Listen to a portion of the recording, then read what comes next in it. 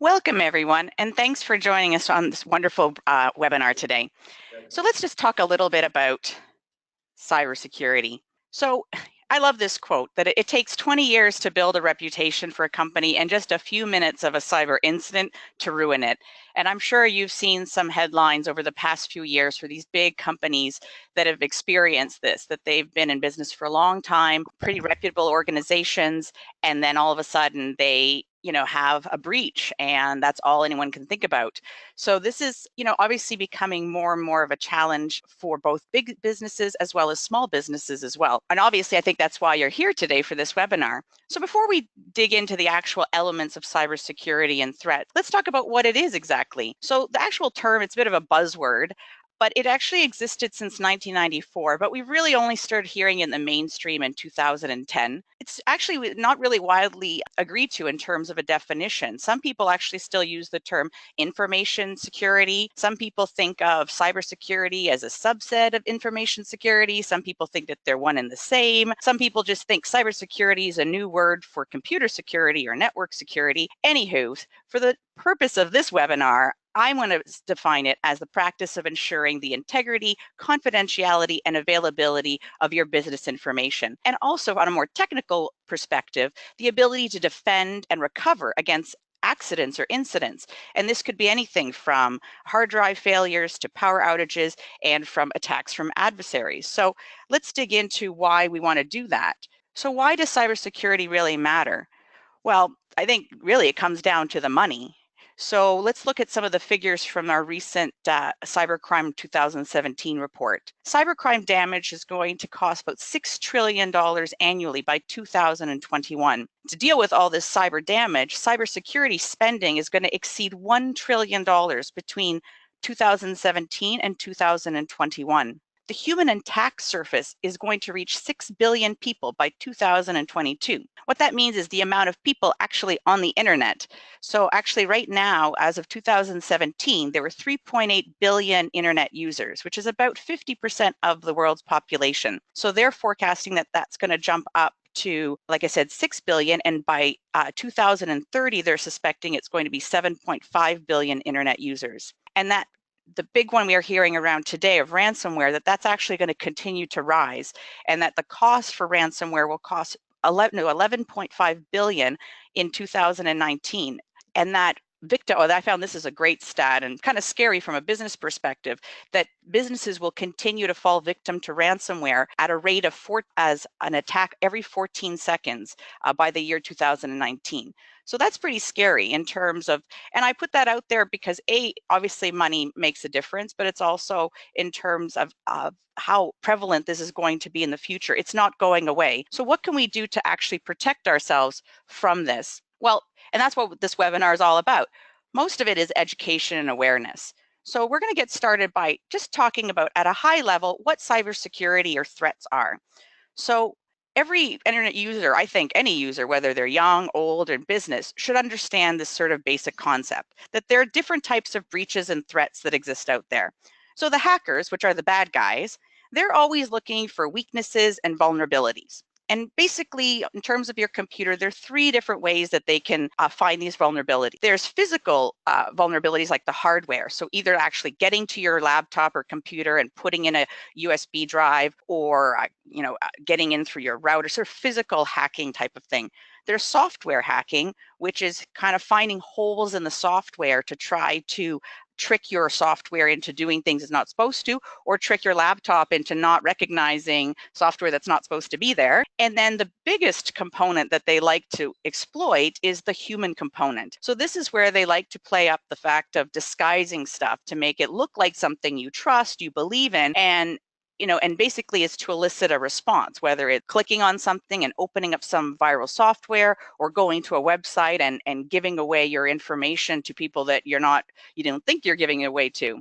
So there are lots of different cybersecurity threats. These are sort of the most common ones. We're going to talk about some of these today. So overall, sort of data loss and compromised data is a big issue. Ransomware, which I just talked a little bit about, and we're going to talk about a little bit more today. we're going to talk about this one's actually becoming more and more of an issue, and I've seen some samples, and they're actually quite scary in terms of the the type of genuine, like the emails look so genuine that I would say as an employee, I would struggle to know whether or not this is actually coming from someone in my organization. And that's sort of basically impressions of executives and managers. So hackers are trying to trick people within a company to give away information. It's kind of scary. Social engineering attacks, so that's a bit of an umbrella, and we'll talk a bit about what falls within that. Viruses and also physical incidents are also on the rise as well. So in order to protect you and your company from cyber breaches, I would recommend basically 3 sort of areas that we're going to look at. The biggest one is awareness and education. Knowing what the threats are, what to look for is a big key into making sure that you don't fall victim. 2 is sort of, the software and the hardware pieces. Are you making sure that your software is safe and secure? Is your hardware safe and secure? And then having the knowledge and expertise, understanding, making sure that you're up to speed with the newest threats that are out there. And also, do you have people on your team or in your business to help you that are knowledgeable about this type of stuff in case you do have an issue like a ransomware incident, or to help set up your business in a way to be better defended against these types of threats. So let's talk a little bit about, before we jump into the awareness and education portion, that cybersecurity really is everyone's responsibility in a company or in personal life. But the problem when you have this is when security is everyone's responsibility, it quickly becomes no one's responsibility. And part of running an effective cybersecurity program in your company is making sure that people have an adequate amount of knowledge to do their job effectively, and also to serve as like the first line of defense. So this is why at least having a basic security awareness, terminology, what to look for is a great place to start. And that's what we're going to cover in today's webinar. So let's talk about some of these big threats that I mentioned earlier and what they're about and what to look for. So social engineering attack. This is sort of like an umbrella statement that covers any kind of attack that relies on human interaction and involves tricking people into breaking sort of their normal security procedures. So they're trying to exploit things of the human psyche, and they find different ways to do that. So part of what falls under this umbrella are things like phishing, spoofing, pretexting, baiting.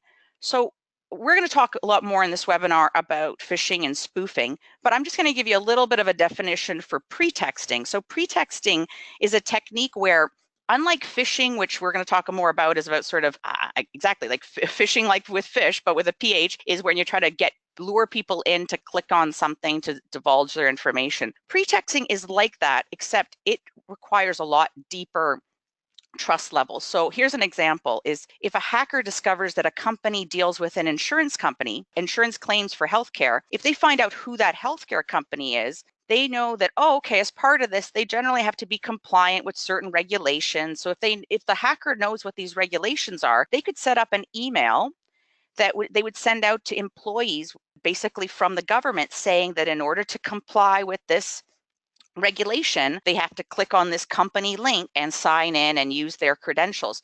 So that requires a lot, from a hacker's perspective, a lot more work. They have to kind of go in and find out about the company, about the employees, about the email structure. But again, it takes them a little bit longer, but the stakes are also much higher. So that's a little bit about pretexting. We're not going to go so much into that. And baiting is also very similar to phishing. What's distinguishing about it is it usually has like a big, exactly, bait, something, a big carrot to really lure people in. So either free music, a free movie download, and basically to get this free item, you have to surrender your login credentials. So that's sort of a high level, but let's jump into phishing and spoofing, because those are sort of the most common ones that you're going to see on a daily basis. So spoofing and phishing actually works usually together. Spoofing is the act of basically creating a pretend website or email that looks like it came from a legitimate source. So you'll see here as an example up on the screen is this one. It looks like Facebook, but when you look actually at the URL, you'll see this is not Facebook's URL. So this is and people do this with emails, websites, that kind of thing. And so this is a way to sort of get your trust so that they can steal your information. And as I mentioned, spoofing usually works together with phishing. So this is the most common threat technique used by hackers because it's really easy for them to execute, requires pretty little effort, and they can hit many thousands of people. And again, they might not trick those hundreds of thousands, but they might trick 1 or 2, and then they go from there. So Phishing is the act of basically using fake emails, text messages, websites, like I just showed you with the spoofing element, to elicit a response. So this could be a combination of sending you an email to click on it to go to a website and log in so they could steal your login credentials. It could be clicking on an email, going to a place to put in your credit card information. That'd be scary. Also, even just putting in information. They send you an email saying, hey, we need your address or something because we need to confirm it. So things like that. There's just basically a way to get your information through trickery. So the way you avoid being a victim of phishing and spoofing is, first and foremost, is stop before you click. Before I even go to number one right here, my biggest thing is just be aware that it exists. And before you click anything, stop. And let's take a look at it. And first of it is learning to identify, like, and that's part of why I'm saying stop, because I know we are bombarded with emails. We're getting hundreds of emails a day, and it's really easy to sit there and scan, and swipe and delete, or click really quickly because we're going through them at such a quick rate. But this is where it's really important, especially with, I'd say, anything that's asking you for your information, something that seems like a company you trust, like Amazon, PayPal, banking, anything. Don't click on it until you do these checks, okay? So first and foremost, you're going to take a look at it to see, is the name and the email correct? You're also going to check the link. And the way you do that is if you hover over the actual URL in the email address, you'll see the URL come up. And obviously, if it's Amazon, it should have an www.amazon.com type address, not some other kind. Another thing you should look for as well, and I found this in tons of the emails that I've received, is poor spelling and grammar. Now, a lot of these spoofing and phishing schemes come from abroad, and English is not their first language, so they'll usually take an email, an actual letter that they might have found, and alter it a bit. Again, their grammar and spelling is not correct, but they don't care. They put it in there anyways. And I find that interesting because people need to keep in mind that big companies like Amazon, like PayPal, all these big companies, they have people on staff that it's their jobs to write emails and letters and make sure that they're perfect and the grammar is perfect. There is no spelling errors. Not to say that they don't have mistakes occasionally, but for the most part, they will be perfect. So if you're getting some weird email that has like very obvious blatant spelling mistakes from some big organization, definitely a flag that this is probably not a real email. Also, something to look for is threatening wording. So because they want to elicit a response from you. So you'll see emails like urgent action required, your account will be closed, your account's been compromised, because they want to play on that anxiety to get you to respond and just react and click on it. In this example that I have here, you see refund, you're like, ooh, I'm getting money? Great. So you just go in. Oh, all you have to do is provide a billing address. Perfect. But then it's like, wait a minute. Amazon has if they're providing me a refund for something, they have my address already on file. Why would they be asking me for it? So that's something to keep in mind. Here's a few other examples. So at the top here, you'll see it looks, the email itself looks like it's from PayPal, has the right branding, but you'll see up at the top, it's the actual spelling is like weird. It's billing at PayPal with an uppercase. If you actually go to PayPal's email address, it's lowercase. Another way to look at it, and again, you might not know that, but if you go on your own, another URL like to your Internet Explorer and type in www.paypal.com, you'll see up top that it's not pay and then pal uppercase, it's just PayPal lowercase. Another way you can look at it is by hovering. You'll see here, they actually provide the link to make you feel like it's PayPal. But when you actually hover over it, it is not going to PayPal at all. It's going to some completely other address, some sort of catalog. Here's another example. Looks like a LinkedIn email address or email, but you'll see up at the top, it's coming from some different kind of person. And you'll also see here below that there's some weird coding embedded in the actual email that has nothing to, it's something in Australia actually, and it has nothing to do with LinkedIn. Some other ways to make sure that you're not a victim to phishing and spoofing. Like I mentioned before, just anything to do with banking, money, anything like that, don't click on it. And then, I've also found sometimes people like, oh, okay, I don't know if this is right, but they'll click on the link and it looks like their bank, but they're like, okay, I'll just like go into my banking account anyways. And it's like, don't use any of the links provided in any emails to get to your bank. Always have that actually in your, type it into your actual Internet Explorer, your web browser yourself, because like that, you know for a fact that you're not being directed, because these These folks are very sneaky in terms of making these websites look and feel and behave just like the sites that you're used to going to. Another thing to keep in mind is making sure that you only enter sensitive data into secure websites. And the way you know that is by looking in the top of your browser, any of the browsers. Sometimes in some of them it's at the bottom, some of it's at the top in the actual URL area. At the top here, you'll see a little lockbox and it'll say secure. And you'll see when it's not secure, this will be unlocked. So that's still something to keep in mind as well while you're surfing and going to websites. Before you type in any personal information, if this is not locked down, don't do it. And as I said before, when in doubt, if anything seems fishy, odd, bizarre, just don't click on it. Actually, I want to mention one recently I've started noticing is a lot of like recruiting type spam emails that I've been getting where people are saying, hey, your resume, and I'm like, okay, even though I have no idea how they got my information, but somehow they know that I'm actively looking for work. And so somehow they've kind of, again, gotten smart about it and turned it around and said, oh, we have this job opportunity for you. And I was like, wait a minute, I didn't apply there. And I checked the URL and it was going to some weird place in like, I think in Czech Republic or something. And so there was something, anyways, they're getting much smarter and much more intelligent. So if anything just seems odd or off, like I said, just don't click on it. Just either delete it or put it aside and go and do your investigation on your own without clicking on any of the links. Here's another one that's very common, and it's been coming up both in Canada and in the US. And this one scares me a lot because at work we're busy, especially people in certain departments like payroll or HR, they're bombarded with people asking for stuff. And I don't know, if everyone would take the time or the moment to actually go, oh, and really check their emails to say, is this actually from so-and-so? So here's what's actually happening. These hackers are getting, again, they're doing their research. They're finding out who's in a company, who and this is, easily, you can go to a website, find out who the leader is, because most companies have a page with who their executives are. So once they find out who the executives are, they create these emails with photo, with the email address. It looks authentic. And basically, they send it internally within a company saying, hey, give me this report with this data, either tax statements of an employee or tax statements for all the employees, things like that. And it's scary stuff because, a HR person, if it's coming from the CEO, would they really balk at it? No, they'd probably be like, okay. And then they would send it along. So this is something, and it's definitely coming along around tax season because the hackers know that these conversations, these emails are happening. So it wouldn't be odd per se to get this type of request.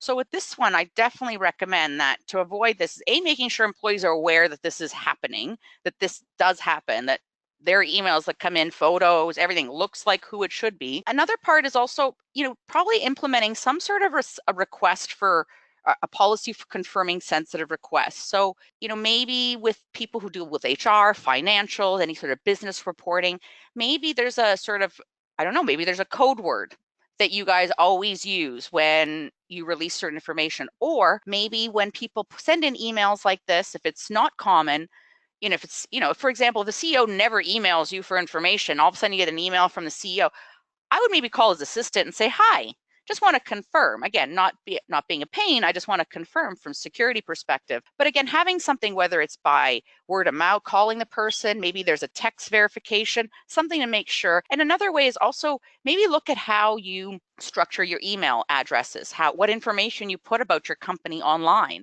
I understand that, people want to put their leaders and stuff, but I guess, do you have to put all your employees out there? Is there value in everybody knowing who all your employees are?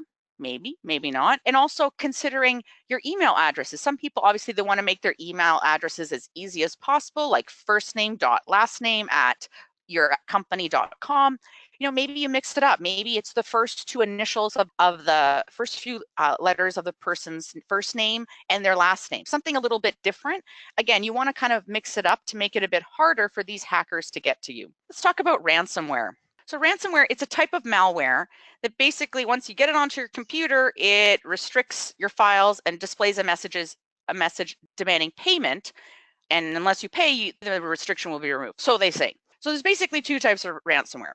There's a lock screen, which basically, once it's in there, basically you get this thing on your screen that says, you have ransomware, and the stuff's in the background, but it basically locks down your screen and you can't access your computer in the background because of the ransomware. There's also an encryption version where basically it goes in the back end and encrypts your entire drive. And the only way then that you can get to access it is by getting the encryption code from them, and they want money for it. So both very, very scary events to go. Here's an example of one that you would get on your screen, and here they're asking for $300 worth of Bitcoin. Interesting. So my biggest recommendation is, I know it's very scary when this stuff comes popping up on your screen, is first and foremost is don't pay the ransom, because really they're meant to scare you, they're meant to intimidate you, and even there's a bit of a challenge, as some people have experienced, they've submitted the payment and they haven't guaranteed that their system has been regained access. So there's not this definite, like, you pay and then everything's back to normal. I would, consider your computer's been infected, do you have, again, this is having someone on staff or having a great IT person, support people to help you either to try to repair it, to get your data retrieved. And also part of it, as well as, we have so many other reasons of why backing up your data is important. But I think this is another perfect example of why doing regular backups of your data is important. And I know for me, I personally do this on a regular basis. I back up all my laptop information on a physical, external, removable hard drive, because even though I do put stuff in the cloud, I do put stuff on other drives, I do find that having a physical hard backup is important for this very reason. Viruses. So viruses have been around for a long, long time. We've talked about them, but a lot of people don't know exactly what they are or what they do.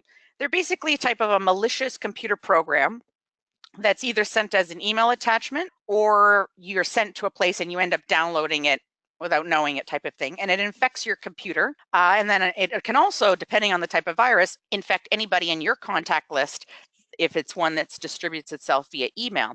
And sometimes there's some viruses that actually just going to a website can automatically download the virus in the back end. You don't have to actually click on anything. Just going to the website itself starts the download in the back end. So these viruses, they really can do a range of damage. They can send spam. They can provide criminals with access to your computer, to your contact list.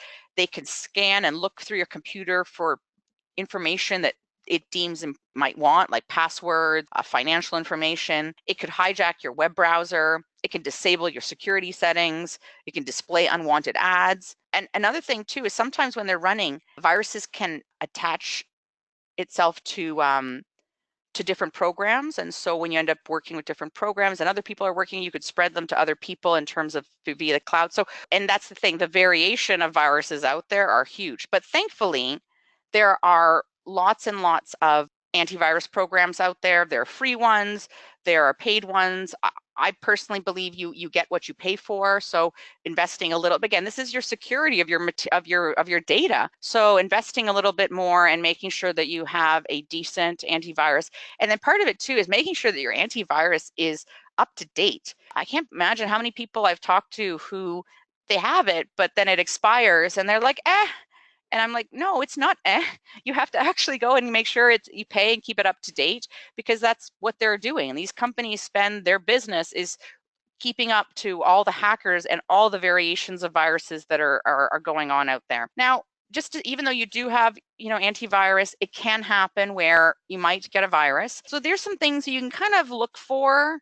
I know even though I have an antivirus, I've had a few instances where I've noticed some of these things, and then I've gone and I've done a little update of my antivirus, and then I've run the antivirus again, the scan, even though it's supposed to be doing it automatically, and it's found it after the fact. So here's some things to sort of look for. Like if you notice your computer's taking longer to start up, or it doesn't start up at all, that's a bit of an issue. If you start clicking on certain programs and it takes longer to launch, files and data like moving or disappearing from certain places, finding that there's certain and this is what I found, is I had a certain program that just kept it was fine, and then all of a sudden it just started crashing all the time. Oh, this is also, I've experienced this, where your home page is set to a different browser. So you've set it to Google, or you've set it to whatever you wanted your home page to be, and all of a sudden you come back to your web browser and it's somewhere else, and you're like, wait a minute, that's definitely a sign that something's been tampered. Also noticing that you're just either web pages are slow to load, possibly if your your display looks fuzzy, or just not, maybe it's a little bigger, the fonts are bigger or really small, could be an issue. Or also noticing that there might be programs, like I had one incident where I had a program that kept, and I couldn't turn it off. And I uninstalled it, and wouldn't let me uninstall. And that's when I knew that something has gone terribly awry, and that there was some sort of virus that was locking down this software and not letting me uninstall it. But anything that looked kind of fishy, kind of suspicious like that, definitely, don't turn your eye, and definitely sort of either run your virus program, run a different virus program. That kind of stuff will definitely help. So we talked about, so this is that was the education portion, and understanding, what the types of threats are and how you can sort of identify them. And now we're talking about hardware and software. So the first part was more about from the human aspect. This is the back end. Now, obviously, as a human, you have the control to make sure that you have the right antivirus and the right hardware equipment and stuff like that.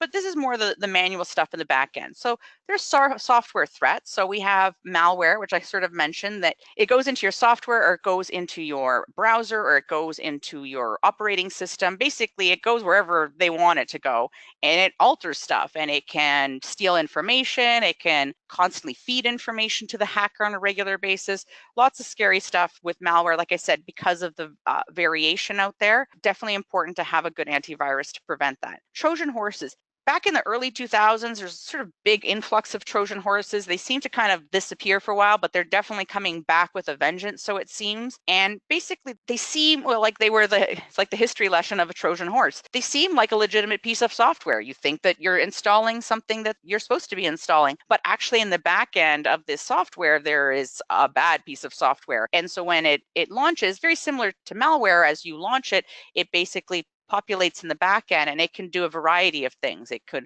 lock down your computer, it can share information, it can do all the various same things that a malware could do. And then there's another classification of spyware. So similar to malware, but spyware is specifically doesn't really want to alter things. It doesn't really want to like play around with your software. It really wants to just exist in the background and watch you and watch information. And it can either and send that watched information to whoever put it there in the first place. So again, it could watch your email. It can watch your web browser. It can watch many different things and send this information to whoever is the source of the spyware. I found that a lot of this spyware comes from like free downloads. It's usually in the back end. And sometimes you're actually consenting to it going in there, sometimes it's not. And I actually found a lot of spyware, because of its very nature, it's spyware, it's supposed to be sneaky and exist in the back end, doesn't always come up with virus scans. So there are a lot of virusware software applications out there that you can, some are free, again, some are not, and you can do a scan and just check to make sure that you don't have any kind of spyware running in the back end. And then there's hardware threats. So I know most of like cybersecurity, a lot of the emphasis is on the web and on the software being secure and all that kind of stuff. But there's also the hardware aspect of it. And people often forget about this, is that making sure, especially at home, is less of an issue, but in a work environment or moving your equipment from different locations, you always have to kind of be aware of the actual hardware threats. So cyber criminals, also work in physical spaces. Yes, in their different parts of the world, just coding spyware and other stuff. But there are people that are out there trying to physically get into computers. So either it's physically stealing a laptop, phone, a tablet, going into an office place and putting in a USB stick to either remove or add content to a device, walking by in public places. How many people I know when I go to Starbucks and I walk by, people on their laptops, on their phones and stuff, and I'm standing in line and I'm like looking at their laptop and everything that they're doing. I can see what they're typing, I can see everything. So are people being aware that people might be snooping, and also being aware that people have the ability to hack into webcams, Wi-Fi routers, and other accessories, that they could use those to watch you and therefore physically watch you put in your password and that kind of stuff and get access to your equipment or to your devices. I want to talk a little bit as well about old systems. So this is a question that sort of came in before the webinar, and as part of it, so the question was like, what do you think about running either computers running old legacy systems, or perhaps you have like an older computer because you have some old software that runs your production, and it only runs on Windows XP. And you don't want to upgrade it because it doesn't run on anything higher, so you keep this one computer running Windows XP.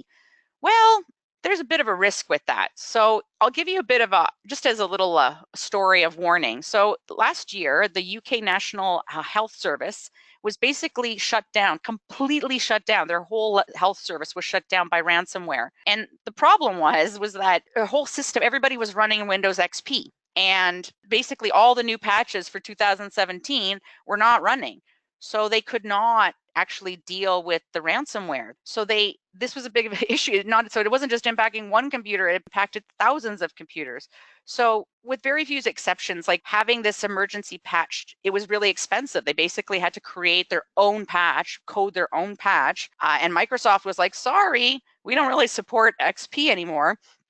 So basically the moral of the story after hearing about the UK National Health Service was that having a computer that runs XP or any old software is basically like having a castle with like no moat, no walls, no guns, no arrows. You're basically like, just open the door and let everybody in. Because unfortunately, the way things are nowadays with the way patches and systems are, they're just not supported. And you're basically, and that's the issue too, is you can have you could have this computer running, but if it's connected to your network, you potentially could infect your entire network through this one particular weak point. So that's just something to keep in mind. So some other things to keep in mind to make sure that you prevent any hardware or software compromises is making sure, like I said, regularly back up all your data. And my tip, definitely doing maybe a physical backup, like an external hard drive, making sure that all your hardware is running with the most current drivers. Like I said, people do this for a living. They spend time researching what the weaknesses are, what the hacks are, and they make sure that the drivers and the software and everything is all up to date and has no holes in it. Physically, like, lock down your equipment. So, maybe you've heard of people who put tape over their webcams when they're not using them, or if your laptop is at the office, do you have like a lock on it to make sure that no one can actually walk away from it? Are you in the front office or in the receptionist area? Do you leave your phone out? Do you leave a tablet out? Could someone walk in? Also think about having your screen locked down after a minimum time of activity. I know it's a pain. I know for me, I have it set to a minute of inactivity, and you turn around for a minute and it locks down. You're like, I got to type in my password again. But you know what? It really only takes a criminal a minute to get access something in your computer if you stepped away. So taking that extra step of just typing in your password, not a big deal if it's going to protect your information. Obvious one, ensuring your antivirus is active and up to date. Like I mentioned, running a spyware program is also helpful. Working with IT to make sure that employees don't install stuff on their devices. So I've actually worked at some organizations where if a device was provided to me, either a laptop or a phone or tablet, it's actually locked down, that no other software other than what they provide me can be installed on the device. And I think that's a great way, again, to just prevent potential of unwanted things being loaded on these devices. And then we didn't really talk too much about it, but there's a whole level of passwords and making sure that your employees use complex passwords. Because a lot of the stuff we talked to today was just giving your password out, but there's a whole other conversation that to be had about security in terms of making sure that people can't guess your password. Like I think every year they do a sort of study about people commonly use passwords, and 1, 2, 3, 4, 5, 6, 7 like continues. I think now most passwords require 8 digits. So the fact that people continue to use 1, 2, 3, 4, 5, 6, 7, 8 as a password is amazing to me. So again, having that conversation with employees, or actually setting up requirements when they set up their passwords, that there are digits, that there are uppercase, lowercase, and a mixture of symbols, sort of forces them to make their passwords a little bit more complex. And finally, let's talk a little bit about knowledge and expertise. So keeping yourself up to date on what's going on in the cybersecurity world is a good way to start, because again, there's always new sort of hacks and areas of concern sort of happening. So, you could put yourself on one of these feeds just to get a regular update, weekly update. There's some common ones that I've put here: Hackers News. Another one, recommend dark reading, securityintelligence.com, and KrebsonSecurity.com. It's a fellow smart guy, but he's also always talking about sort of different security threats. subscribe to one of those and just sort of keep up to speed with what's going on in the cybersecurity world. And also consider leveraging like some expertise from a company.